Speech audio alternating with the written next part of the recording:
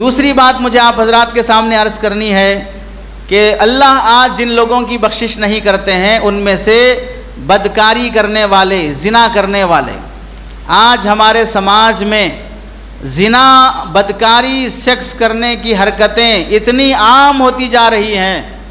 हर college पढ़ने वाला लड़का किसी ना किसी लड़की को गर्लफ्रेंड बनाना, ताल्लुकात रखना इज्जत का ज़रिया बन गया और ज़रूरी चीज़ बनती जा रही है।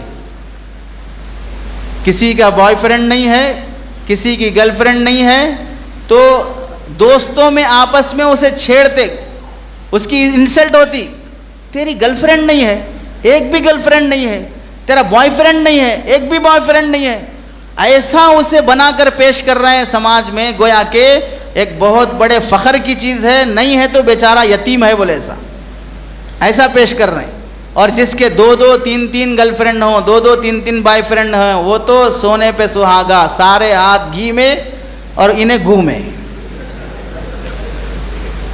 वैसा पेश कर रहे हैं। यानी इतनी घटिया हरकत, बदकारी, जिना, जिसके बारे में अल्लाह ताला ने फरमाया वला तक़रबुज़ ज़िना, बदकारी तक ले जाने वाली हरकतें भी ना करो।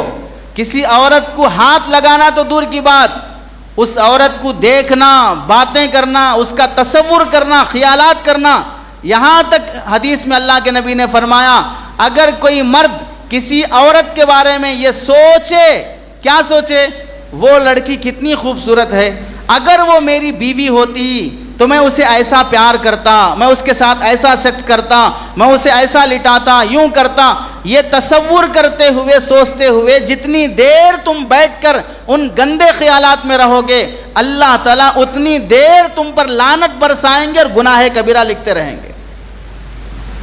कुछ फायदा नहीं होगा, दिमाग सोच रहा है, लेकिन अल्लाह ताला फरमा रहे हैं, अल्लाह के नबी के लानत बरसेगी और गुनाह कबीरा लिखा जाएगा।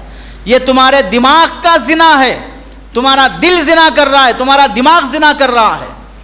और अगर तुम किसी लड़की की तरफ देखोगे नज़र उठाकर, ये तुम्हारी आंखें जिना कर रही हैं। किसी लड़की की बात सुनोगे फ़ोन के ज़रिए से, उसके मैसेज सुनोगे, ये तुम्हारे कान जिना कर रहे हैं। बाज़ ज़ईफ़ हदीसों में यहाँ तक कहा गया अगर तुम लड़कियों की तरफ देखोगे, कल क़यामत के दिन अल्लाह ताला लोहे की सलाख जलाकर आंखों में ठोसेंगे, ये सज़ा तुम्हारी आंखों को दी जाएगी। और फिर सोचो, जिन लड़कियों की तरफ नज़र उठाकर देख रहे हो, अल्लाह के नबी के पास एक नौजवान आया और पूछने लगा, या रसूल अल्लाह मेरी शादी नहीं हुई है, मुझे सेक्स करना को मन कर रहा है, क्या मुझे इजाज़त है सेक्स करने की? तो अल्लाह के नबी अलैहिस्सलाम से इजाज़त लेने लगा ज़िना करने की। सहाबा गुस्से में आ गए, कैसी बात पूछ रहा है आके? तो अल्लाह के नबी ने उस नौजवान को करीब बुलाया और बहुत प्यार से बिठा के समझाया। पहला सवाल ये किया, तुमको जो सेक्स करने की ख्वाहिश हो रही है, अगर ऐसे ही किसी दूसरे आदमी को ख्वाहिश हो, वो तुम्हारी माँ के साथ सेक्स करना चाहे तो तुमको पसंद आएगा? तो कहने लगा, या रसूलल्लाह हरगिज़ पसंद नहीं करूँगा, कैसे होगा ये? तो अल्लाह के नबी ने फरमाया, तुम जिस औरत के साथ करना चाह रहे हो वो भी तो किसी की माँ होगी, वो भी तो किसी की बहन होगी, वो भी तो किसी की बेटी होगी। जब उसको मालूम होगा कि मेरी बहन के साथ, मेरी बेटी के साथ फलां ने ऐसी हरकत किया है, तो उसको भी गुस्सा आएगा और फिर तुम्हें कत्ल करने पर आ जाएगा। तो जिना और बदकारी इंसान को कत्ल करने तक ले जाती है, और जिसके अंदर ये बेहयाई की आदत पैदा हो जाती है, फिर वो शादी होने के बाद भी बीवी में उसे उतना मज़ा नहीं आएगा जितना हराम औरतों में मज़ा आता है, और बीवी का हक अदा करना नहीं चाहेगा, बीवी होते हुए भी बाहर वाली औरतों को ललचाई नज़र से देखेगा। अल्लाह के नबी अलैहिस्सलाम ने उस नौजवान को करीब बुलाकर सीने पे हाथ रखकर उसके सीने पे मार के फरमाया, अल्लाहुम्मा ताहिर क़ल्बहु, अल्लाह इसके दिल को पाक फरमा और उसके जिना के ख्यालात को ख़त्म फरमा। सहाबा फरमाते हैं, अल्लाह के नबी का हाथ वो दिल पे पड़ना था, उसके बाद से पूरी ज़िंदगी हमने देखा उसने कभी बुराई की तरफ निगाह उठा के भी नहीं देखा। बदकारी करने से पहले, किसी भी लड़की को गर्लफ्रेंड बनाने से पहले सोचो, जैसा तुम दूसरी की बहन को गर्लफ्रेंड बना रहे हो, ऐसे ही कोई ना कोई तुम्हारी बहन को भी गर्लफ्रेंड बना रहा होगा। जैसे तुम किसी की लड़की को डेटिंग पे ले जा रहे हो, वैसे ही तुम्हारी भी बहन को कोई ना कोई डेटिंग पे ले जाने की प्लानिंग कर रहा होगा। उलमा ने लिखा है कि ये नाजायज़ ताल्लुकात, ये जिना कर्ज की तरह है, हदीस नहीं है, उलमा की बात है कि कर्ज की तरह है। कर्ज का मतलब तुम किसी को पैसा दिए बाद में वो वापस लौट के आना है। ऐसे ही तुम किसी की लड़की के साथ कुछ भी सेक्स करे, बाद में वो लौट कर तुम्हारी लड़की की तरफ आएगा, तुम्हारी बेटी के साथ कोई सेक्स करेगा, तुम्हारी बहन के साथ कोई सेक्स करेगा। यहाँ तक कि किताबों में लिखा कि एक बादशाह ने जब ये बात सुनी तो उसने अपनी बेटी को ये कहा कि जाओ तुम पूरा मार्केट घूम के आओ, मैं देखना चाहता हूँ तुम्हें कौन छेड़ेगा, नॉर्मल कपड़ों में जाओ, बादशाह की बेटी बन के मत जाओ। पूरा मार्केट घूम के आई और जब यहाँ बादशाह के महल में दाखिल हुई तो महल में एक नौकर दरबान था। जैसे ही वो कमरे में दाखिल हुई तो उस दरबान ने उस बादशाह की बेटी को खींचकर उसके गाल पे बोसा लिया, उसके बाद डर के छोड़ दिया और वो भाग गई। बादशाह के पास जब आई तो बादशाह ने बेटी से पूछा क्या हुआ, कहने लगी पूरे मार्केट में मेरे से कुछ भी किसी ने नहीं छेड़ा, मेरे महल के अंदर जो नौकर है उसने मेरे गाल पे बोसा लिया। बादशाह ने कहा बिल्कुल सही बात है, मैंने अपनी जवानी में किसी औरत पे हाथ नहीं उठाया, एक औरत का मैंने बोसा लिया था, आज मेरी बेटी के साथ हुआ है। तो आज का नौजवान जो गंदगी कर रहा है, आज की नौजवान लड़कियां जो बेहयाई कर रही हैं, अभी 2 दिन पहले का वाकया बल्कि कल रात का वीडियो है। एक साहब ने मुझे भिजाया, किसी बस में या किसी मेट्रो ट्रेन में बुर्का पहनी हुई लड़की बैठी हुई है और बाजू गैर मुस्लिम लड़का बैठा हुआ है और वो मुसलमान लड़की उस गैर मुस्लिम लड़की पर ऊपर पड़ कर उसे खींच कर उसे इतना चिमट कर बैठ रही है, उसका वीडियो बन रहा है। और उसे जब बोला जा रहा है कि बहन तू मुसलमान है और गैर के साथ बैठी हुई है और पब्लिक प्लेस में बस में बैठकर इस तरह तू हंसी मजाक कर रही है, तो उसका जवाब है कि नहीं हम दोनों शादी कर लेते। तो शादी कर लेने का मतलब ये हुआ गैर मुस्लिम से शादी करेगी और फिर पब्लिक प्लेस में तुम इस तरह एक दूसरे को प्यार करते रहोगे, माहौल ख़राब करोगे, बेहयाई फैलाओगे। इतना भी नहीं, तो हम ये बोलना चाहते हैं कि ये माँ बाप कहाँ मर गए, इनके जनाजे क्यों नहीं उठ जाते, ये फना क्यों नहीं हो जाते। अपनी बेटियों को कॉलेज भेजने के बाद, स्कूल भेजने के बाद वो कॉलेज जा रही हैं, किसके साथ जा रही हैं, कब आ रही हैं, कुछ उनकी तवज्जो नहीं की जाती है, मोबाइल दिलाकर आज़ाद छोड़ दिया जाता है। निगाह इतनी तेज रखना चाहिए कि बेटी की हर हरकत पर, बेटी की हर अदा पर तवज्जो होना चाहिए कि देर से क्यों आ रही है, कॉलेज के लिए इतना बन सवर के क्यों जा रही है, मोबाइल इतने घंटे क्यों इस्तेमाल कर रही है। ऐसे डाउट के साथ अपनी बच्चियों को पालोगे तब जाके बच्चियों के दामन पाक रहेंगे।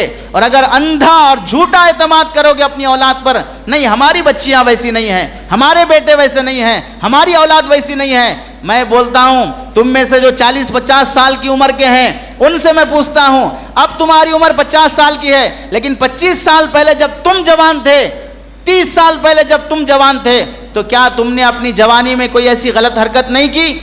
तुमने अपनी जवानी में किसी लड़की को नहीं छेड़ा? जबकि वो जमाना इंटरनेट का नहीं था, मोबाइल का नहीं था, मीडिया का नहीं था, बेहयाई का नहीं था, हया का दौर था, लोग बड़ों की इज्जत करते थे। फिर भी आज के 50-60 साल के लोगों ने अपनी जवानी में भी कुछ ना कुछ नामुनासिब हरकत की होगी। तो आप अंदाज़ा करो उस ज़माने में जबकि मीडिया नहीं था, यूट्यूब नहीं था, तब भी कुछ गलत हरकत हो सकती है। आज जबकि हर जगह पर बेहयाई है, मीडिया है, यूट्यूब है, तो फिर अपने बच्चों की इस जवानी पर कैसे भरोसा करोगे कि माहौल इनको बिगाड़ रहा है, फिर भी समझ रहे हो कि हमारे बच्चे ऐसे नहीं हैं। इतना तक हो गया, कॉलेजों और यूनिवर्सिटियों की रिपोर्ट यहाँ तक आ रही है, बाज हॉस्टल वाले कॉलेजेस में सालाना 400 बच्चियों का अबॉर्शन कराना पड़ता है। 400 बच्चियों का अबॉर्शन कराना पड़ता है। मुसलमान कॉलेजेस के प्रोफेसर से जब पूछा जाता है कि इस कॉलेज की लड़की से क्या हम रिश्ता कर सकते हैं, तो उस मुसलमान कॉलेज का प्रोफेसर करता है कि मौलवी साहब अल्लाह के वास्ते इस कॉलेज की बच्चियों से आप निकाह मत कराइए, हम इन पे भरोसा नहीं कर सकते। बदकारी बहुत बड़ा गुनाह है, बदकारी बहुत बड़ा गुनाह है। अल्लाह की तरफ से बहुत बड़ा वबाल नाजिल होता है जब बेहयाई होती है। आज हम देखते हैं शादी हो गई, शोहर मौजूद है, एक साहब का फ़ोन आया, खैर अब ये बोले तो ही बाज़ लोग बोलते भाई हमारी बातें पूरे आप बयान में बोलते रहे बोल के। शादी हो गई, बीवी मौजूद है, लेकिन बदतमीज़ हैवान खबीस किस्म का दूसरी की बीवी के साथ मोहब्बत से पेश आके उसे खिला पिला के तरकारी सौदा ला के दे के कुछ खर्चा दे के शोहर होते हुए भी बीवी को ऐसा माइल किया कि अब वो औरत अपने शोहर होने के बाद भी दूसरे गैर मर्द के साथ रहती है। और जब उसकी बीवी को मालूम हुआ कि मेरा शोहर दूसरी की बीवी के साथ ऐसा कर रहा है, और उसने समझाया, डांटा कि अगर वो बेवा होती तो मैं तुम्हें इजाज़त देती कि उससे शादी कर लो, लेकिन उसका शोहर है, वो होते हुए तुम कैसे नाजायज़ ताल्लुकात रखते। इतनी हरामखोरी आ गई, इतनी गिलाजत आ गई समाज में। क्या बोल रहा वो गलीज? ये बोल रहा है कि अब मैं चूंकि वो औरत से मिल लिया हूं ना, तो इस वास्ते अब मैं उस औरत को नहीं छोड़ सकता, उसके शोहर से निकाह टूट गया। इन्हें जाके उसकी बीवी से मिल लेने से उसके शोहर से उस औरत का निकाह टूट गया। अब वो औरत अपने शोहर के साथ नहीं रह सकती, वो मेरे ही साथ रहना पड़ता। बीवी को समझा रहा है, यानी जो निकाह है वो जिना की वजह से खत्म हो गया। अब जिना के साथ जिंदगी चल सकती है, निकाह के साथ नहीं चल सकती। कितनी हरामखोरी की बातें हैं। और ये सब करने के बाद याद रखो, जो लोग कर रहे हैं उनकी औलाद को ये भुगतना पड़ेगा। अल्लाह ताला ऐसे लोगों पर नहूसत ला देते हैं। अल्लाह के नबी अलैहिस्सलाम ने कितनी सख्त बात फरमाई। मैं जब मेराज पर गया जिब्राइल अलैहिस्सलाम के साथ, तो मैंने देखा एक जगह पर इतनी ज़्यादा बदबू आ रही है, इतनी ज़्यादा बदबू आ रही है, रहा नहीं गया। मैंने जिब्राइल से पूछा, जिब्राइल इतनी सख्त बदबू कहाँ से? तो अल्लाह के नबी से हज़रत जिब्राइल ने फरमाया, रसूल अल्लाह, इस एरिया में जो लोग जल रहे हैं वो आपकी उम्मत के जिना करने वाले मर्द और औरत हैं।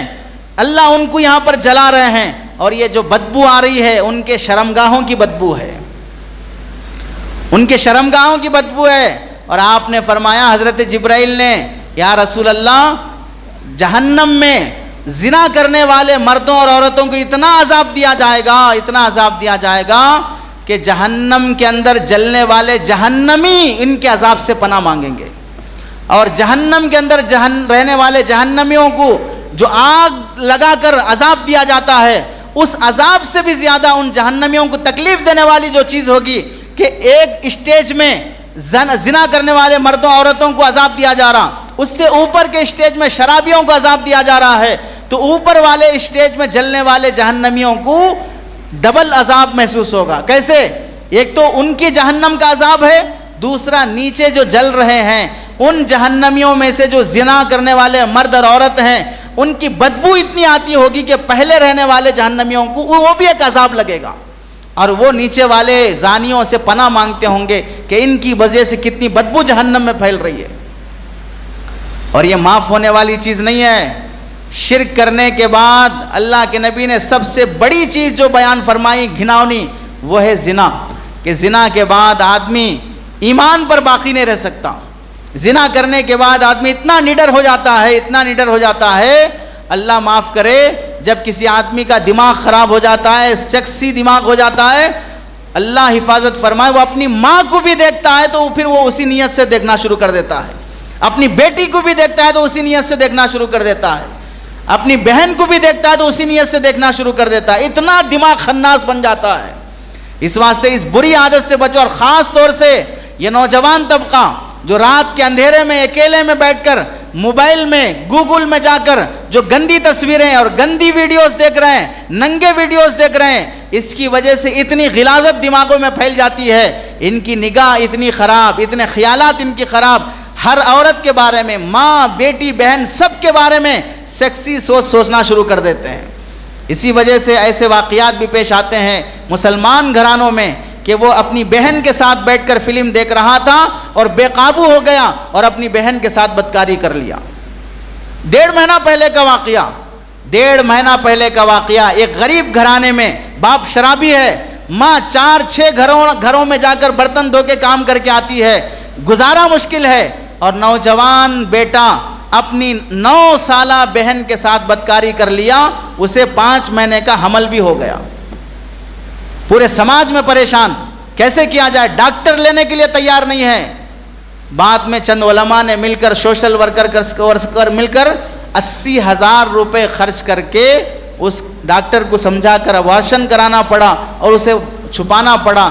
लेकिन अफसोस ये है, इतना सब होने के बाद जब उस गलीज हैवान को जब डांटा जा रहा था, अपनी बहन के साथ ऐसा कर रहा है, मुसलमान हो के ऐसा कर रहा है, तो वो कहते हैं कि उसे शर्मिंदगी भी नहीं है कि मैं ऐसा किया हूँ। उसे अफसोस भी नहीं हो रहा कि मैं ऐसा किया हूं। इसलिए अगर बुराई से बचना चाहते हो, रात की तन्हाई में मोबाइल अपने पास मत रखो। और मैं गारंटी से कहता हूं, जो नौजवान रात में सोते वक्त मोबाइल अपने हाथ में लेकर सोता है, जो नौजवान रात में सोते वक्त मोबाइल अपने सराहने रखकर सोता है, जो नौजवान रात में सोते वक्त मोबाइल अपने साथ लेकर सोता है, वो रोजाना गंदी फिल्में देख के सोता है, वो रोजाना गंदे वीडियोस देख के सोता है। क्योंकि आज के नौजवानों की तन्हाइयां, जैसे ही तुम अकेले में जाते हो, शैतान तुम्हारे दिल में ये वसवसे पैदा करता है। खाली रह के क्या करते, कुछ तो भी देखो, कुछ तो भी देखो। देखते देखते देखते देखते अगर तुम रात में सोने से पहले किसी बुजुर्ग का बयान भी सुनने की नियत से फोन लोगे हाथ में, 15 मिनट हो सकता है तुम बयान देखोगे, उसके बाद दिमाग खराब होगा और बयान से होते होते फिल्म में जाओगे, फिल्म में होते होते रील्स में जाओगे, रील से होते हुए फिर तुम सेक्सी वीडियोस की तरफ जाओगे। और ऐसा ना हो, अल्लाह करे, आज के नौजवानों की जो रातें गुजर रही हैं, उसी गंदी हालत में मोबाइल देखते हुए अगर सो गया और उसकी मौत का वक्त आ गया, तो रूह निकालने के लिए जन्नत के फरिश्ते बाद में आएंगे, दोजख के फरिश्ते पहले आएंगे।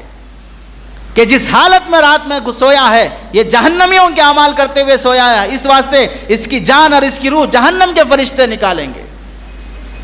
इसलिए अपने घरों में रात में मोबाइल हरगिज इस्तेमाल ना करो, तन्हाई में मोबाइल हरगिज इस्तेमाल ना करो। हम तो ये हालत देखकर ये कहने पर मजबूर हो रहे हैं, पहला ज़माना था जिसमें लोगों को टीवी देखने से रोकते थे, घरों में टीवी रखना हराम है, टीवी रखना हराम है, टीवी रखना हराम है बोलते थे। अब किसके घर में टीवी है? बहुत कम घर हैं जिसके घरों में टीवी है, लेकिन हर एक के जेब में टीवी है। पहला ज़माना तो वो था, फिल्म देखना हो तो वीसीआर लाना, कैसेट लाना, वो कैसेट डालना, उसके बाद सब बैठ के इज्तिमाई तौर पर जो फिल्म देखना चाहते वो फिल्म देखना। अब हाल ये है कि हर एक के मोबाइल में टीवी है, जो फिल्म अपनी मर्जी से, घर में 10 बच्चे हैं, नौजवान हैं, हर बच्चा अपने अपने हिसाब की फिल्म देख रहा है। ऐसे ज़माने में उलमा को ये मशवरा देना मुनासिब है कि भाई अब घरों में मोबाइल रखना हराम है, मोबाइल रखना हराम है, टीवी रखना जायज़ है। टीवी रख लो अपने घर में, अब देखोगे तो वही देखोगे जो सब देखते, गंदी चीज़ें नहीं देख सकते, क्योंकि माँ बाप भी घर में हैं, बड़े भी घर में हैं, छोटे भी घर में हैं, और सबके सामने रहना टीवी, तो इस हिसाब से देख दिखा के यूज़ होता। लेकिन मोबाइल जो यूज़ हो रहा है वो बहुत ख़तरनाक तरीके से यूज़ हो रहा है। कहीं ऐसा ना हो कि उसकी वजह से इतना दिमाग ख़राब हो जाए कि इस्लाम से भी आदमी निकल जाएगा, कलीमे की मौत भी नसीब नहीं होगी।